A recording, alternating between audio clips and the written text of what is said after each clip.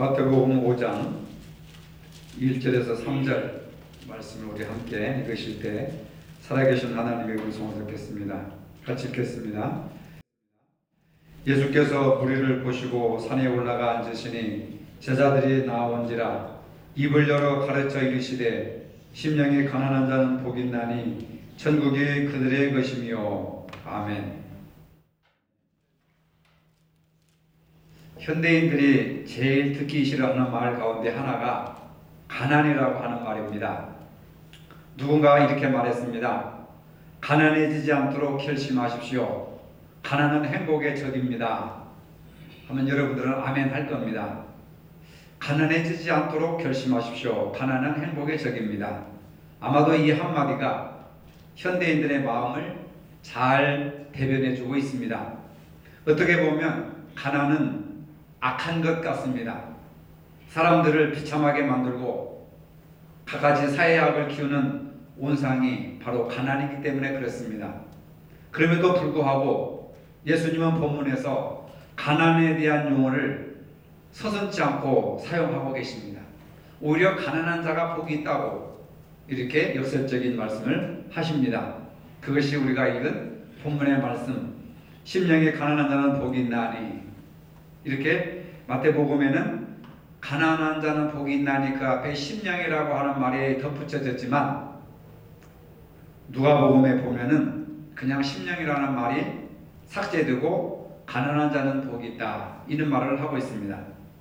예수님의 말씀은 돈이나 부나 향락을 우상처럼 생각하고 사는 현대인들에게 어쩌면 매력이 없는 말씀인지도 모르겠습니다. 오늘 우리가 읽은 마태복음 5장을 산상보훈 또는 팔복이라고 합니다. 산상보훈 중에서도 마태복음 5장 3절에서 12절까지가 그 유명한 예수님의 팔복의 교훈입니다.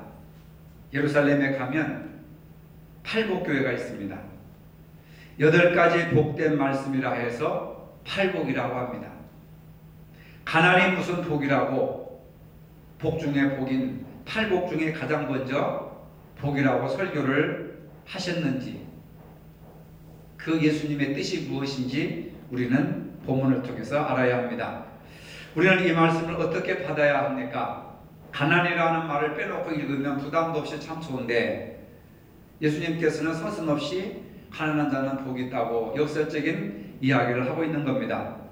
이 말씀은 예수님 당시 청중들만을 생각한 것이 아니고 그 이후에 제자들이나 또 다가오는 모든 성도들을 생각하시고 가난한 자라고 하는 말씀을 넣어서 설교를 하셨습니다.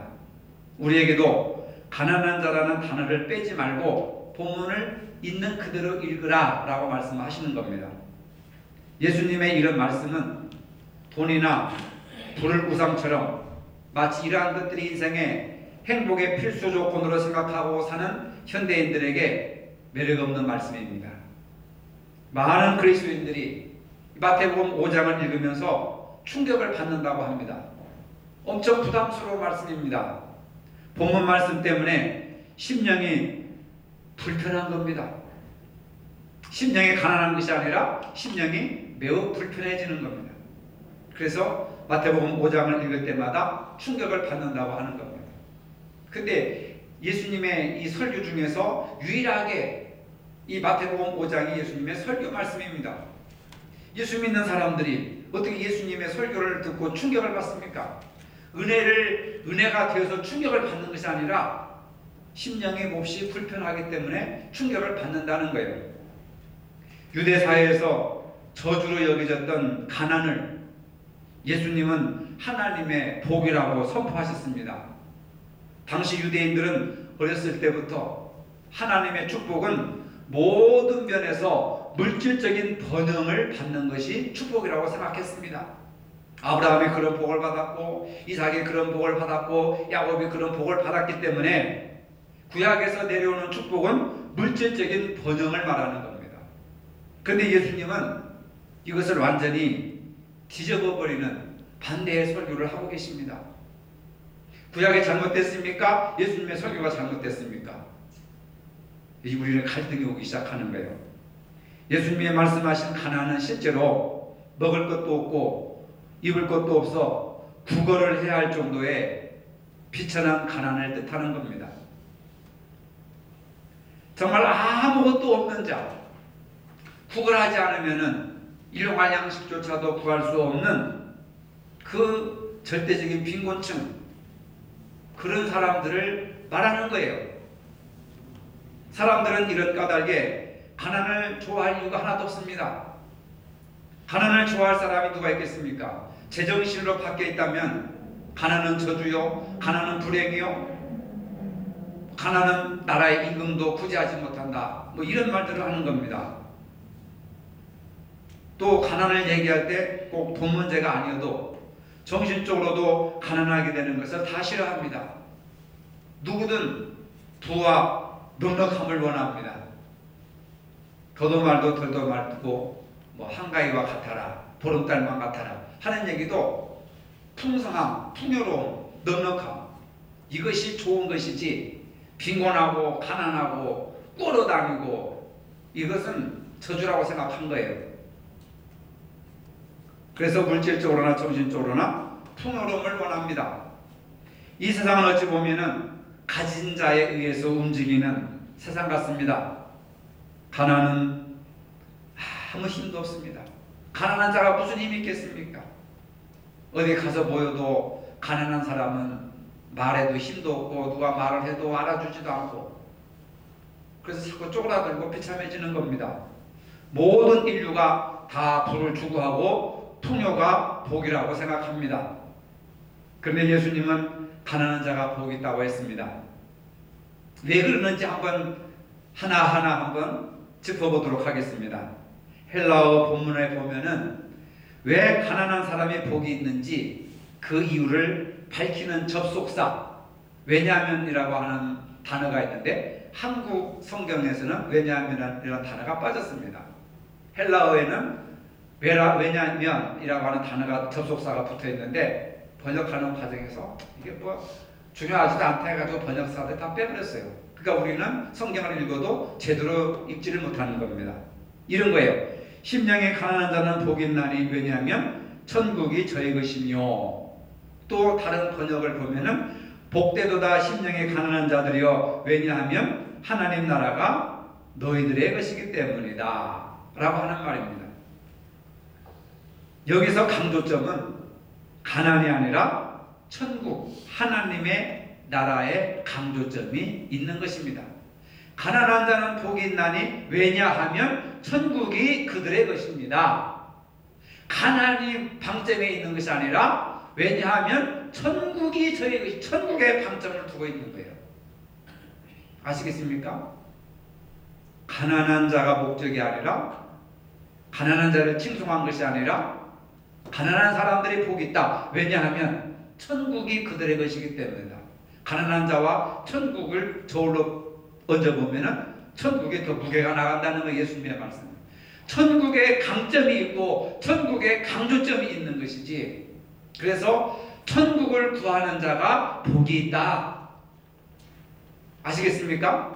천국을 구하는 자가 복이 있다. 근데 누가 천국을 구하느냐? 부자들이 아니라 가난한 자들이 천국을 구한다 그 말이에요. 봅시다 여러분. 가난한 것, 영적으로 가난한 것이 동기가 되어서 하나님 나라를 구하게 되고 구하는 자가 하나님의 나라를 소유하게 된다는 겁니다. 가난하기 때문에 하나님을 구하고 천국을 구한다는 거예요. 이게 신앙인 줄로 믿으시기를 바랍니다. 많은 사람들이 가난하면 물질을 구하고 그 사람과 비교해서 열등의식에 빠지고 그 사람에 대해서 시기하고 질투하고 미워하고 원망하고 모함하고, 자기보다 잘 살면은 미워하고, 사돈의 땅을 사면 괜히 밥을 잘 먹었는데 배가 아프고, 남 잘 되는 것이 배가 아픈 거예요. 그래서 불행하게 생각하는 겁니다. 불행하게 사는 거예요. 근데 성경에서 말하는 이 가난한 사람들은 자기보다 부한 자들, 많이 가진 자들, 잘난 자들 때문에 배가 아픈 것이 아니라 저들이 있는 것도 나도 있게 해주세요. 저들이 입는 옷 나도 입고, 저들이 가진 자동차 나도 갖게 해주시고, 저들이 사는 아파트 나도 갖게 해주세요. 이렇게 기도하는 것이 아니라, 가난한 사람들은 하나님을 구하고 천국을 구하기 때문에 복이 있다는 거예요. 오늘 여러분들은 뭘 구합니까? 저 사람이 가진 것, 나도 가졌으면 좋겠다 하고 사람을 모델로 생각해요. 저 사람은 출세했으니까, 저 사람이 저만큼 성공했으니까 나도 저만큼 성공했으면 좋겠다. 저 교회가 저렇게 크게 부흥됐으니까 우리 교회도 저렇게 성장했으면 좋겠고 부흥됐으면 좋겠다. 물론 그 자체는 나쁜 것이 아니지만, 그렇게 했는데 기도가 안 됐을 때 어떻게 되겠습니까? 절망에 빠지고 실망에 빠지고 하나님께 상처받고 사람들이 위축된단 말입니다. 그런 것을 구할 것이 아니라 하나님을 구하고 예수님을 구하고 천국을 구하는 온전한 믿음을 가질 때 그 사람이 복이 있다고 하는 거예요. 가난한 사람들은 물질을 구하는 것이 당연한 거 아닙니까? 옷을 구하는 게 당연한 거 아니에요? 의식주를 구하는 게 당연한 거 아닙니까? 근데 예수님이 말씀하시는 복 있는 가난한 자는 그것을 구하는 것이 아니라 하나님을 구하고 천국을 구한단 말이에요. 왜 그렇습니까? 가난한 사람은 세상에서 아무 바랄 것도 없고 의지할 것도 없으니 오직 하나님만 바라고 하나님만 의지한다는 겁니다. 이것이 바로 복이라는 거예요. 부자들은 물질을 의지하고 사는 반면에 가난한 사람들은 아무것도 의지할 것이 없어요. 사람도 의지할 수도 없고 물질도 의지할 수 없고, 의지한다고 그거 물질이 나한테 옵니까? 내가 물질을 의지한다고 아파트가 옵니까? 자동차가 옵니까? 네? 옷이 옵니까? 돈이 옵니까? 안 온단 말입니다. 우리는 그런 것만 구하고 막 비교하고, 왜 나는 못 사는가? 남편을 잘못 만나서, 부모를 잘못 만나서, 그냥 조상을 막 원망하고, 남편을 원망하고, 아내를 원망하고 막 그래요. 자식은 부모를 원망하고, 엄마 아빠가 금수저에서 막 우리도 잘 살지. 엄마 아빠가 흙수저니까 우리도 흙수저 대물림으로 가난하게 되지. 조상대대로 비참하게 사는 거예요. 그런데 오늘 말씀하는 이 가난한 자들은 그런 것을 부자들이 가지고 있는 그런 것을 구하는 것이 아니라, 의지하지도 못하고 구할 것도 없고 구한다고 해서 발에 오는 것도 아니기 때문에 천국을 소유하고 하나님을 소유하니 이것이 복되도다 하는 말입니다. 가난 때문에 어떤 것을 구걸해야 하는데 무엇을 구걸해야 되느냐? 천국을 구걸한다는 겁니다. 돈을 구걸하는 것이 아니에요. 천국을 구걸한다는 겁니다. 사도행전에 보면은 성전 문지방 성전 앞에서 가난한 이 사람이 거지가 은전을 구하고 금전을 구하고 동전을 구하지 않습니까? 베드로가 뭐라고 그랬어요? 우리는 네가 구하는 금과는 없지만은 내가 줄 것이 있다. 곧 나사렛 예수의 이름을 주노니 일어나라. 제자들은 예수님을 구하고 능력을 구했지만 이 거지는 돈을 구한 거예요. 물질을 구한 겁니다. 무엇을 구하느냐? 하나님을 구하면 하나님이 내 안에 오시고, 천국을 구하면 천국을 소유하기 때문에 그 사람이 천국을 소유하고 그래서 복을 받는, 그게 복이다. 천국이 그들의 것이기 때문에 그것이 복이다. 심령에 가난한 자는 복이 있나니 천국이 그들의 것이며, 이 말은 천국을 구걸하는 자 복되도다. 천국이 그들의 것이다.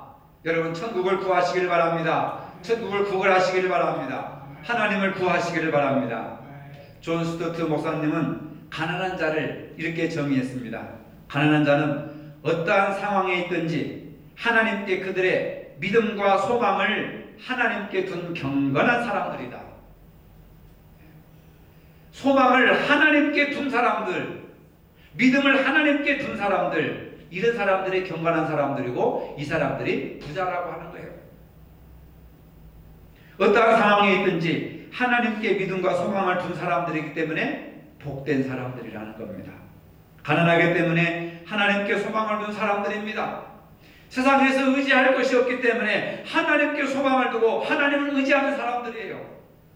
또 어느 신학자는 심령이 가난한 자를 이렇게 말합니다. 하나님 앞에서 가난하고 겸손한 사람들. 그러니까 이 가난이라고 하는 개념이 확대 해석되어지는 거예요.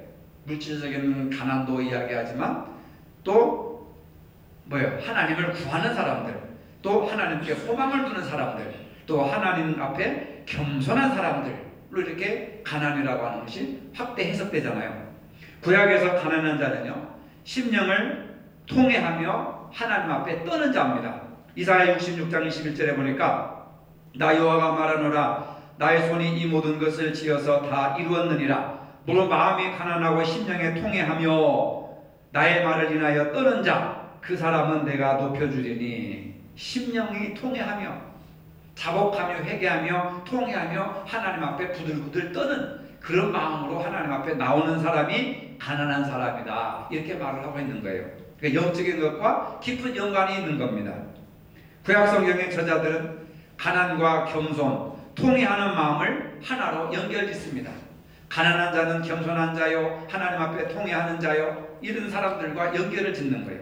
그래서 가난한 자는 겸손한 자이고 가난한 자는 하나님 앞에 통회하는 자입니다. 좀 더 구체적으로 말을 할게요. 누가복음 18장에 보면은 두 사람이 성전에 들어갔습니다. 하나는 바리새인이고 하나는 세리입니다. 바리새인은 자신만만하게 하나님의 성전 앞자리에 가더니 두 손을 번쩍 들고 기도합니다. 하나님 아버지, 나는 세상에 다른 사람들과 구별되는 사람입니다. 나는 토색하지 않았습니다. 간음하지 않았습니다. 악한 일을 행하지 않았습니다. 그리고 일주일에 2번씩 저는 금식을 했습니다. 11조를 꼬박꼬박 떼먹지 않고 정확하게 하나님 앞에 내어서 감사합니다. 나는 저들과 같이 죄짓지 않아서 감사합니다. 얼마나 훌륭하고 멋진 기도를 드렸습니까? 얼마나 거룩하게 살았습니까? 철저하게 선하게 산 것처럼 보입니다. 하나님 앞에 무엇인가 자꾸 자랑하고 싶은 것이 너무 많은 거예요. 자기 삶을 드러내고 싶은 겁니다. 우리가 신앙생활을 하면서 우리 자신과 다른 사람과 비교해서 나는 저 사람보다 죄를 안 졌지, 나는 저 사람보다 좀 선하겠지, 저 사람보다 좀 도덕적으로나 윤리적으로나 좀 낫겠지, 좀 더 저 사람보다 거룩하다고 생각할 때가 많이 있습니다. 헌금도 많이 하고 교회도 많이 하고 성경도 많이 읽고 뭐 선한 일도 많이 하고, 그런 마음이 들 때 사탄이 그 마음속을 지배하게 된다는 겁니다. 왜냐하면 그런 마음의 태도가 교만이라고 하는 거예요. 가난한 자는 겸손과 연결시켰죠. 교만한 마음은 하나님을 대적하는 마음입니다. 그래서 바리새인은 이와 같은 사람이었습니다. 한편 세리는 어떤 기도를 드렸습니까? 성전 앞에 가지는 못했습니다. 맨 뒤에 앉아가지고, 맨 구석에 앉아가지고 하늘을 우러러보지도 못하고 고개를 숙인 채 가슴을 치면서 통회하는 마음으로, 이사야의 말씀처럼 통회하는 마음으로, 하나님 앞에 떠는 마음으로 이런 말밖에 하지 못했습니다. 주여 불쌍히 여기소서, 나는 죄인이로소이다. 한 문장이에요. 한 문장. 하나님 앞에 나왔는데 내놓을 것이 아무것도 없습니다. 자랑할 것도 없습니다. 자기는 아무것도 갖지 못했습니다. 하나님 앞에 자신이 아무것도 아니었음을 고백하는 겁니다. 하나님은 이런 사람을 불쌍히 여겨주신다고 하는 겁니다. 왜냐하면 겸손하기 때문에 그렇습니다. 심령에 가난하면 복이 있나니 라고 하는 말은 바로 이런 사람을 두고 하시는 하나님의 음성인 줄로 믿으시기를 바랍니다. 바리새인은 가진 것이 많았습니다. 삭개오처럼 남의 물건을 타서 토색하지 않았습니다. 간음하지 않았습니다. 일주일에 2번씩 금식기도 했습니다. 11조를 꼬박꼬박 했습니다. 그것이 나쁘다는 것은 아니에요. 당연히 그것은 해야 됩니다. 근데 그것을 자랑거리로, 하나님 앞에서 자랑거리로, 사람들 앞에 듣기 좋게 자랑거리로 내세워서는 안 된다고 하는 거죠. 이 사람은 요즘 말로 말하면 예수를 잘 믿는 훌륭한 모범교인입니다. 장로도 될 만한 사람입니다. 이런 사람 장로하시면 누가 되겠습니까? 그런데 이 사람은 가진 것이 너무 많아 하나님을 구하지 않았습니다. 그 어느 기도를 분석해봐도 토색하지 않았습니다. 간음하지 않았습니다. 뭘 하지 않았습니다. 11조 드렸습니다. 금식기도 했습니다. 하나님을 구하지 않았어요. 하나님의 은혜를 구하지 않았습니다. 천국을 구하지 않았습니다. 자신이 한 행동을 하나님께 드러내는 그러한 기도였습니다. 이게 교만이라고 하는 거예요. 반면에 세리는 주여 나를 불쌍히 여기소서, 나는 죄인입니다. 이거예요. 여러분. 이게 무슨 은혜가 되는 기도입니까? 좀 더 살을 붙이고 뼈를 붙여가지고 청산유수처럼 좀 기도 좀 하지. 주여 불쌍히 여기소서 나는 죄인이로소이다. 근데 예수님이 평가하실 때 천국은 이런 자의 것이니라. 우리의 생각의 경계를 허물어버리고 우리의 고정관념을 파괴해버리는 그런 놀라운 말씀입니다. 교회를 다니지만 안타깝게도 심령이 가난하지 못한 분들을 가끔 보게 됩니다. 마음을 비우지 못하고 하나님 앞에 나와 있습니다. 왜 믿음이 자라지 않습니까? 왜 하나님의 말씀이 내 마음을 감동시키지 못하고 내 마음을 변화시키지 못하고 만져주지 못합니까? 왜 우리의 심령에 기쁨이 없고 감격이 없고 감사가 없습니까? 이유는 간단합니다. 살아가면서 아쉬운 것이 별로 없습니다. 기댈 때도 많이 있습니다. 남에게 아쉬운 소리 안 해도 충분히 먹고 살 수 있기 때문에 그렇습니다. 뭐 하나님 없어도 얼마든지 새끼 밥 먹고 아프면 병원에 가고 좋은 약 먹고 뭐 하나님이 있을 필요가 없죠. 내 인생에 돈이면 다 해결되는데. 그러니까 이 바리새 이 세리처럼 하나님을 구하는 마음이 없다는 거예요. 하나님을 사모하고 갈망하는 마음이 없다는 겁니다. 많이 그저 하나님 물질 축복 주세요. 하나님 내 자식 성공하게 해주세요. 내 자식 좋은 데 취직하게 해주세요. 우리 딸 시집 보내주세요. 이런 것만 구하는 거예요. 그게 종교 신앙의 본질로 생각하는 겁니다. 얼마나 잘못된 겁니까? 하나님 나는 아무것도 없습니다. 나는 죄인입니다. 나를 불쌍히 여겨주소서. 이런 기도를 드려야 돼요. 이런 고백을 하기 위해서 교회 나와야 되고 예배 드려야 됩니다.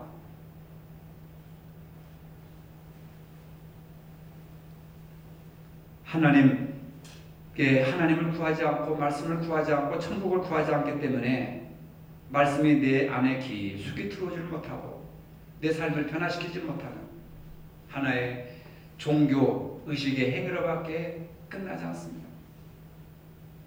저는 설교를 일주일 동안 준비를 해요. 부족해가지고 주일날 설교 끝나고 나서 다음 주에 뭘 설교를 해야 되나. 여러분들의 머릿속에 한 사람 한 사람 떠올려요. 여러분 내가 하고 싶은 얘기를 하는 것이 아니라 여러분들이 뭘 듣고 싶어하는, 하나님이 여러분들 통해서 뭘 말씀하시고자 하시는가, 성도들이라면 어떤 설교를 듣고 싶을 건가 하는 생각을 하면서 묵상을 하고 본문을 찾고 막 이렇게 하면서 일주일 동안 매매 뭐 24시간 일주일 동안 내 설교 준비하는 것이 아니라 머릿속에 구상을 하고 이렇게 숙성을 시켜요. 내 마음속에서. 가장 중요한 것이 뭐냐, 우리가 열심을 내지만 정말 바리새인들처럼 부족함이 없는, 사람 볼 때 전부 훌륭한 신앙생활을 다 하시는 분들이지만 정말 내 마음속에 세리처럼 주여 나는 아무것도 아닙니다. 나는 부족합니다. 나를 불쌍히 여기소서. 나는 죄인입니다. 그런 기도를 하나님이 듣기를 원하시고 그런 자세로 살기를 원하신다는 겁니다. 우리는 대부분 그런데 이런 생각을 합니다. 나는 다른 사람보다 좀 더 선하게 살고 있지 않는가, 양심적으로 살고 있지 않는가, 지금까지 내가 무슨 특별한 죄를 범한 일이 있는가, 내가 11조를 떼먹었는가, 남에게 돈을 빌리고 하고 떼먹은 일이 있는가. 이만하면 하나님이 나를 인정해 주시지 않겠는가, 이런 상태에 머물러 있기 때문에 가난한 심령이 가난해질 수가 없다는 거예요.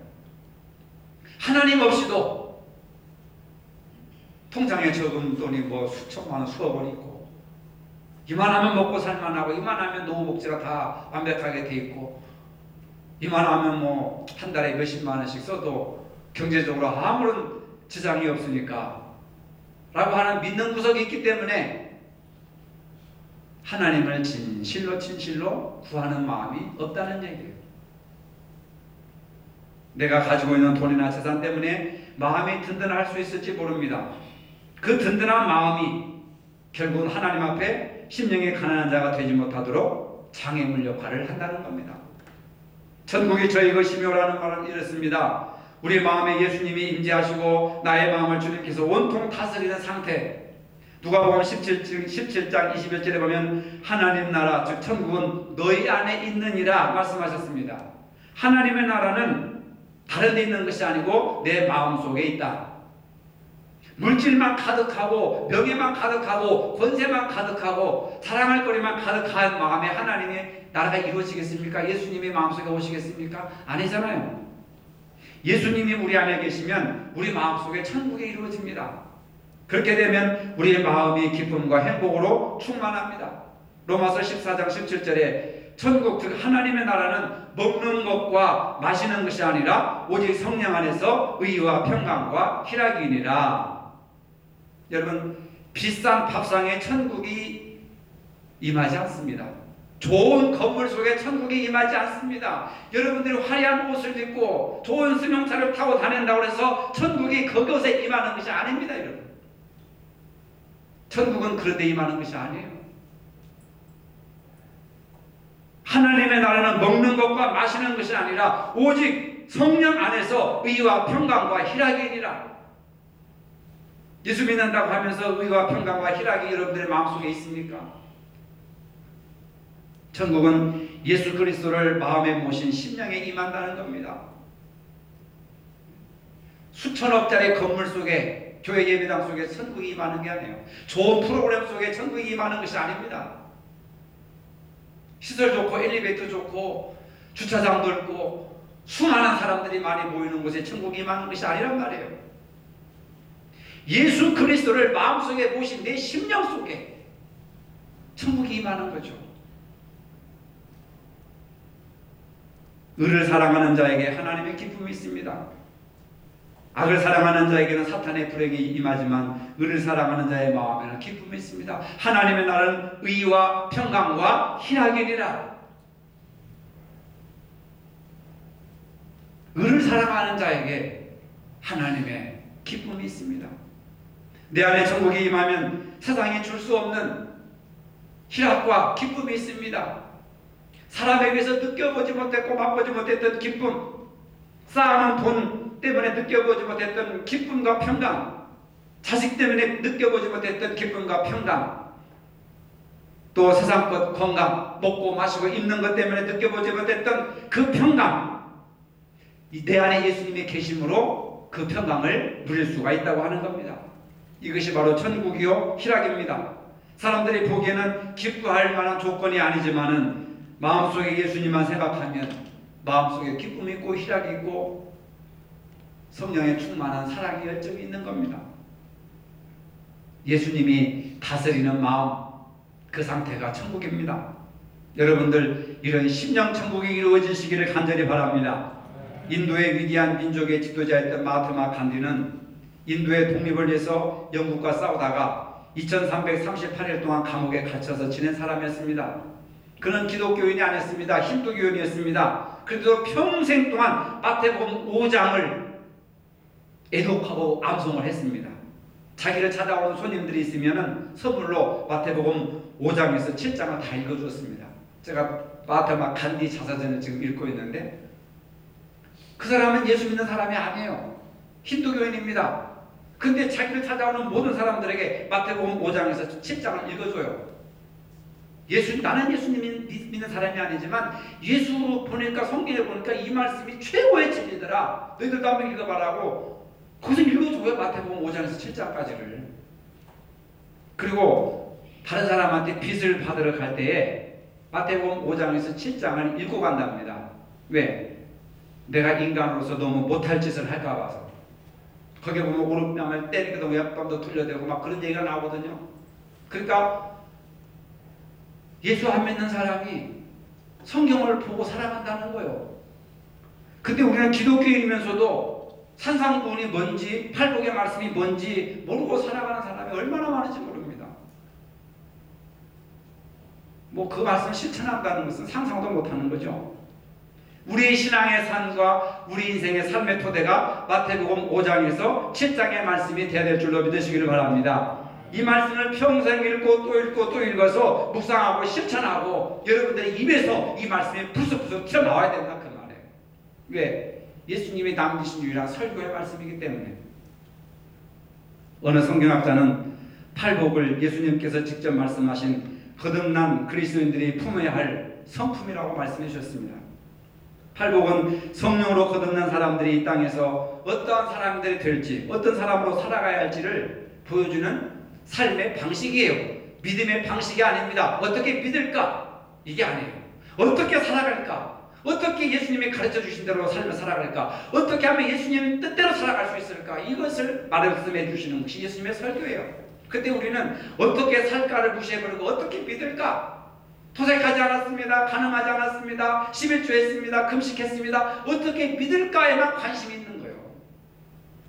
이게 예수님의 관심이 아닙니다. 어떻게 사느냐, 내가 어떻게 살아가느냐, 삶에 대한 문제입니다.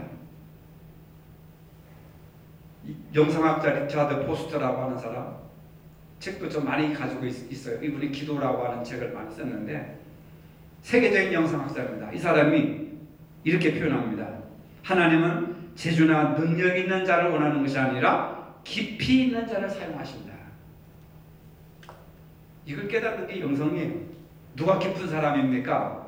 자신의 부족함을 깨닫는 사람. 이 세상에서 구할 것이 없어서 하나님을 구하는 사람. 하나님밖에 소망이 없는 사람. 하나님이 아니면 나는 죽는다고 생각하는 사람. 천국이 아니면 나는 영원한 소망이 없다고 생각하는 사람. 이 사람이 깊은 자예요. 근데 세상은 뭡니까? 재주 있는 사람, 능력 있는 사람, 이런 사람들이 슈퍼스타가 되고 인기 있는 사람이 되지 않습니까? 여러분, 재주나 능력 있는 사람들이 되지 말고 깊이 있는 사람들이 되시길 바랍니다. 하나님이 원하는 것은 깊이 있는 자예요. 그래서 깊이, 그물을 깊은 곳에 가서 그물을 던져라 하니까 막 엄청난 고기가 올라오지 않습니까? 우리는 깊이 있는 신앙생활을 하지 않습니다. 많은 사람들이 가난을 저주로 생각합니다. 불행으로 생각합니다. 힘든 상황을 비극으로 생각합니다. 그럴 필요 없습니다. 오히려 가난이, 오히려 지금 있는 이 상황이 비극이 아닙니다. 남들보다 못 가졌고, 남들보다 형편없고, 남들보다 작은 평수에서 살지만은 그게 비극이 아니고 그게 불행이 아닙니다. 오히려 내가 가난하기 때문에, 소유하지 못했기 때문에, 내가 병들었기 때문에, 내가 못났기 때문에 그 일로 인해서 하나님을 구하시기를 바랍니다. 천국을 구하시기를 바랍니다. 이것이 복이라는 거예요. 가난이 동기가 되어서 천국을 구하고 하나님을 구하는 것, 이것이 복이라는 거예요. 돈이 많아서 복이 아니란 말입니다. 하나님 도와주십시오. 하나님 없이는 나는 살 수가 없습니다. 이렇게 고백하는 사람이 가난한 사람, 심령이 가난한 사람입니다. 천국은 바로 이런 자들의 것이라고 하셨습니다. 이 세상에서 구할 것이 없어서 하나님을 구하고, 의지할 것이 없어서 예수님을 의지하고, 소유할 것이 없어서 성령님 오셔서 나의 주인이 되어주시고 나의 삶을 이끌어 주시옵소서, 이렇게 구하는 사람들이 천국을 소유한 사람들입니다. 천국을 소유하시기를 원하시면 지금부터 심령이 가난해지시기를 바랍니다. 거룩하신 아버지, 세상에서 아무것도 구할 것이 없어 하나님만을 구하는 저희들이 되게 하여 주시옵소서. 세상에서 의지할 것이 없어서 오직 예수님만 의지하게 하여 주시옵소서. 세상에 소유할 것이 없어서 오직 성령님만 소유하는 저희들이 되게 하여 주시옵소서. 그래야 우리의 심령에 천국이 이루어지며 날마다 하나님의 뜻을 이루며 살 수 있도록 인도하여 주시옵소서. 예수님의 이름으로 기도합니다. 아멘. 이제는 우리 주 예수 그리스도의 은혜와 하나님 아버지의 무한하신 사랑과 성령의 교통하심이 심령의 가난한 자가 되어 천국을 소유하기를 원하는 모든 성도들 머리 위에 이제로부터 영원토록 함께 하시기를 축원하옵나이다. 아멘.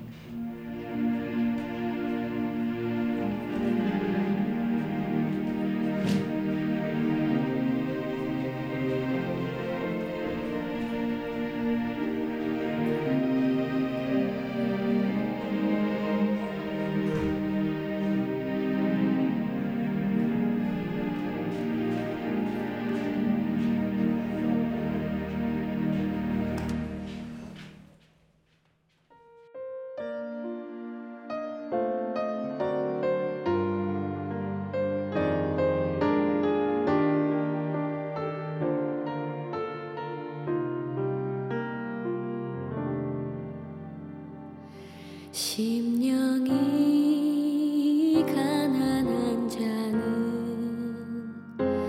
천국이 저희 것이요 애통하는 자는 복있네 위로를 받을 것이요